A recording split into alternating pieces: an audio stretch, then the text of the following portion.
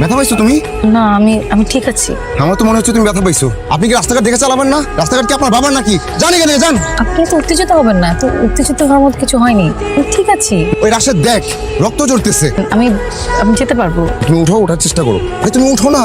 আপনি সেই তখন থেকে আমাকে তুমি তুমি করে কেন বলছেন? আচ্ছা এসব নিয়ে পরে কথা বলা যাবে। তুমি উঠো, প্রচুর ব্যথা পাইছো, উঠো উঠো।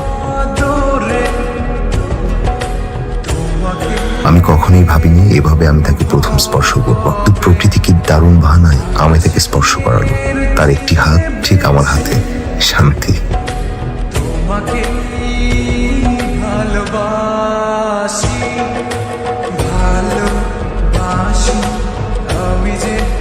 একা যেতে পারবা? আমি নামিয়ে দিয়ে আসি। লাগবে না, আমি যেতে পারবো। আজকের জন্য ধন্যবাদ, অনেক সুন্দর করে কেয়ার করেছেন আপনি। আসি তাহলে। আচ্ছা।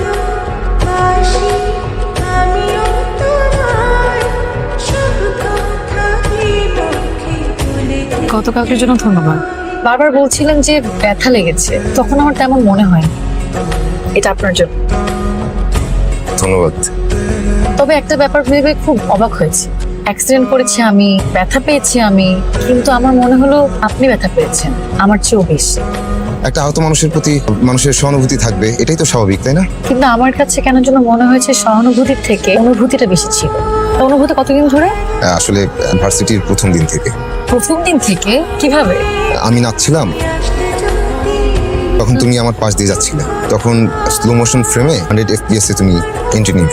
আপনি কি কবিতা পড়েন? হ্যাঁ, কবিতা পড়া হয়, এখনো মাথায় একটা চলছে, শুনবে? শুনান। আমার হৃদয় প্রাণ সকলেই করিয়েছি দান, কেবল শরমখানি রেখেছি চাহিয়া নিজের পানে, নিশিদিন সাবধানে সযতনে আপনারই ঢেকেছি। বাহ, কি সুন্দর কণ্ঠ, কি সুন্দর আবৃত্তি। আপনাকে ধন্যবাদ। এই আপনি শব্দটা কবে তুমি হচ্ছে? যে কোনো দিন, যে কোনো সময়, যেদিন আপনার প্রতি আমার তুমি অনুভূতি হবে।